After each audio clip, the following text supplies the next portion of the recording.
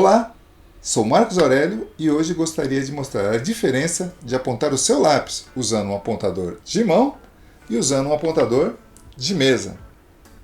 É um tutorial simples, mas que mostra pequenas diferenças na performance no uso do lápis apontado com cada uma dessas ferramentas.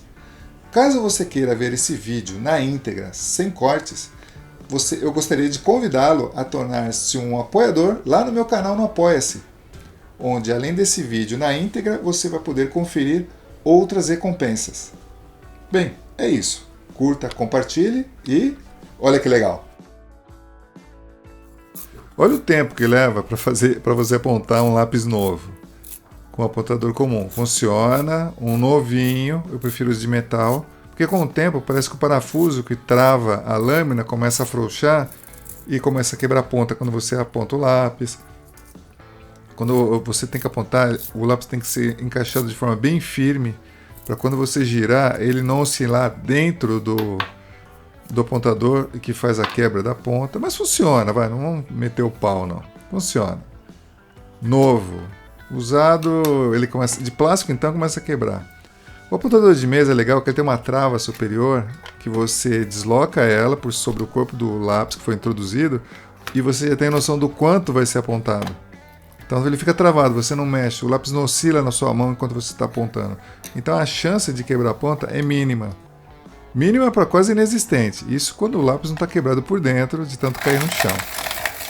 E aí, só girar de manivela, você já sente já a oscilação, a resistência termina, significa que já não tem mais o que apontar, porque o movimento de deslocamento já acabou. Agora, você perceba, a ponta não está suficiente afiada para mim, eu puxo mais um pouquinho, não precisa ser um exagero, e a ponta já torna-se afiada e você percebe uma área maior de ação do recorte, da laminação desse lápis.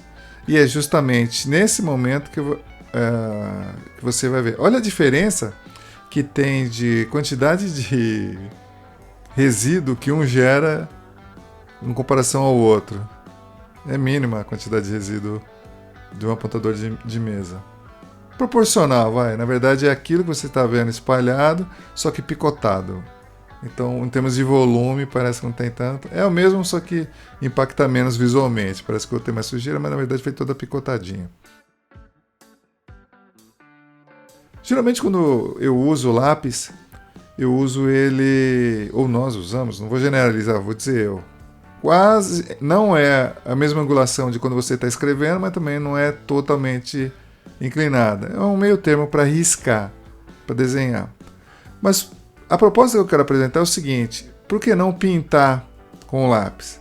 Fazer tom, porque não existe linha ao redor das coisas. Você, na verdade, enxerga tons, variações de tons. Com o lápis todo inclinado, você obtém a produção de tons e não linhas. Você consegue fazer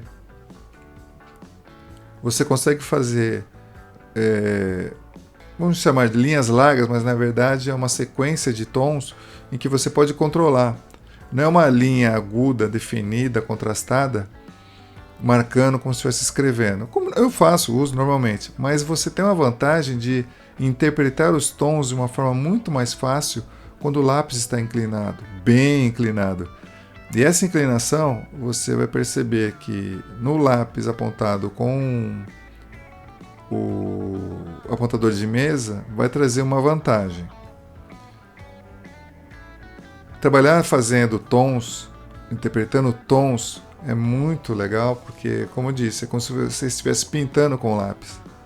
Você não está de forma indicando com ele inclinado, quase parecendo com a mesma angulação de escrever, que esse é o caminho que tem que ser seguido quando você faz a linha. É aquela. Quando você trabalha com o tom, com o lápis inclinado, pintando com o lápis, interpretando as tonalidades, você está interpretando de uma forma mais interativa, mais solta o que você quer interpretar. Olha, eu vejo os dois bem inclinados, quase rente ao papel. É praticamente bem similar o que os dois fazem. O da esquerda apontado com o apontador comum e o da direita com o apontador de mesa. Mas deixa eu apresentar um exercício onde eu vou explorar mais isso. E aí eu vou comentar muito mais sobre a vantagem de um em relação ao outro. Basicamente, o que eu quero mostrar para você é como pintar com o lápis. Então, a minha ideia qual é? Usar a lateral do lápis, o lápis inclinado, para fazer manchas, fazer a marcação não com linha, mas com uma graduação tonal. Por exemplo, eu começo a fazer a marcação de dois animais, no caso é o mesmo animal, rinoceronte, mas praticamente espécies diferentes. E eu faço uma marcação no equilíbrio visual de altura, largura, fazendo observação de fotos e vou desenhando, sem muita preocupação com detalhe de proporção correta, apenas no equilíbrio visual, porque isso para mim, diariamente, é um exercício. Eu começo o dia sempre fazendo um exercício desse. E a proposta aqui qual é? Você utilizando a lateral do lápis, você vai pintando, vai manchando e descobrindo as áreas iluminadas, áreas escuras, áreas de sombra e vai fazendo essa graduação tonal a partir da lateral do lápis. Aí que entra a diferença prática do lápis apontado com apontador de mão e o apontador de mesa. O apontador de mão ele vai começar a consumir muito a área de grafite disponível do lápis de uma forma muito rápida, enquanto o lápis da direita, que é o lápis apontado com o apontador de mesa, ele tem mais áreas de grafite.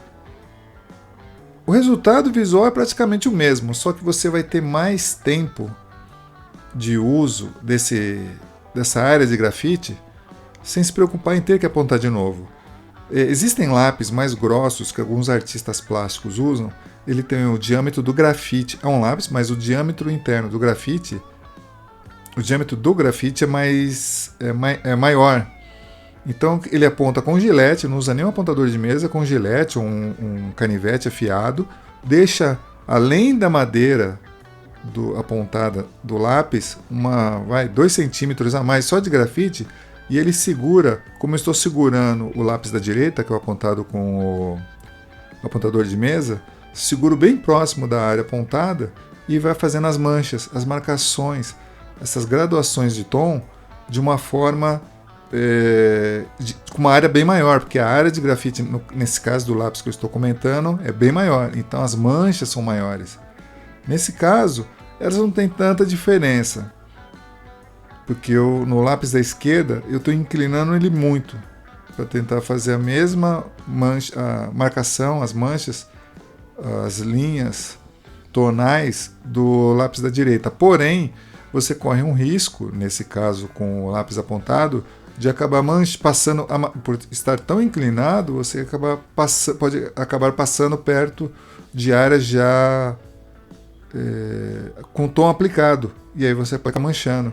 Isso já não acontece com uma facilidade muito grande com o lápis apontado com o apontador de mesa, porque maior área de grafite, maior espaço de madeira, o grafite está lá na frente.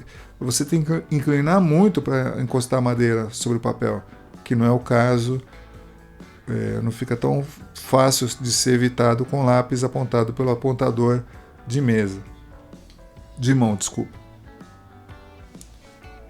O processo em si vai se repetindo, os dois eu consigo fazer essa forma de desenhar pintando, diferente de você segurar o lápis bem inclinado, igual no exemplo anterior, ou como nós escrevemos, que você praticamente está fazendo linhas.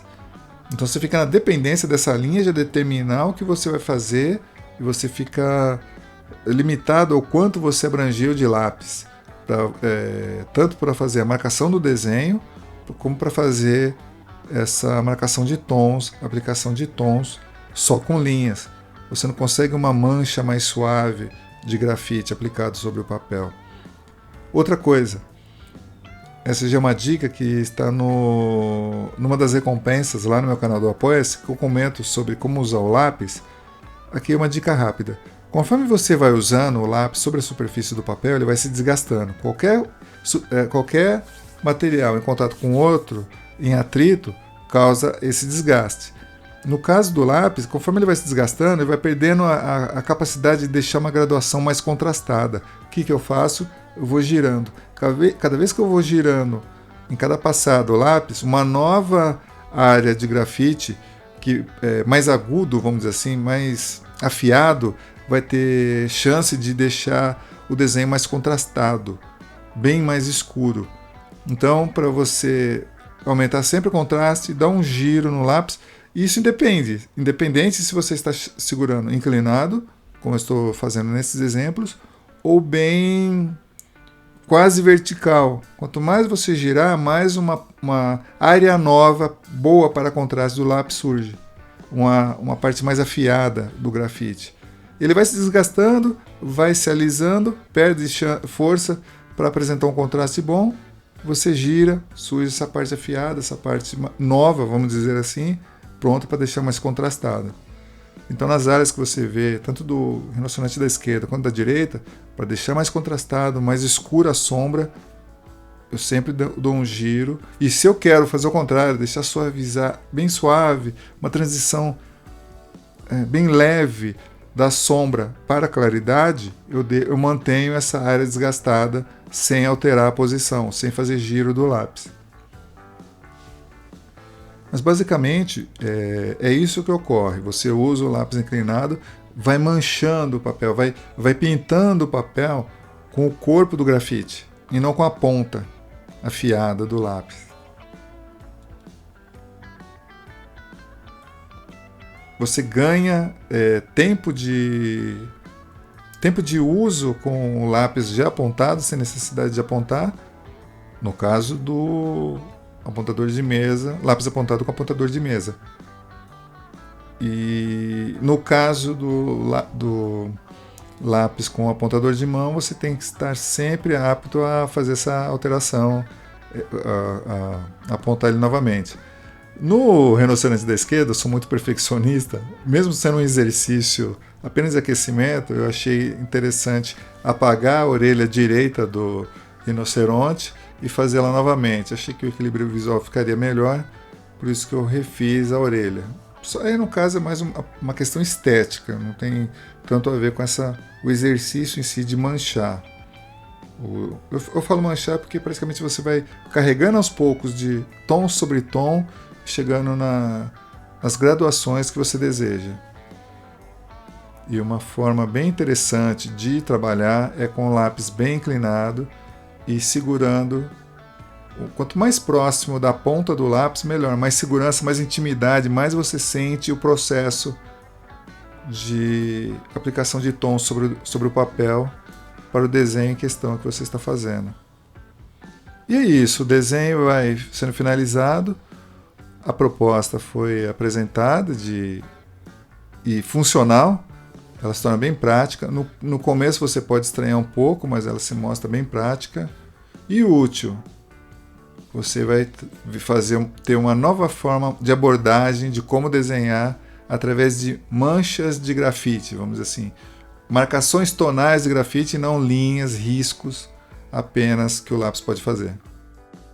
E os dois rinocerontes prontos, praticamente, e temos aí cada um com seu lápis. O da esquerda está menor porque eu já estava usando ele já há um tempo. E olha como fica a ponta, o mesmo exercício. Olha como sobrou de grafite para o outro lápis. Comece a fazer desenhos não baseado tanto em linhas, mas baseado em interpretação de tons. Bem, é isso. Espero que tenha gostado desse tutorial. Obrigado mais uma vez e sucesso para você!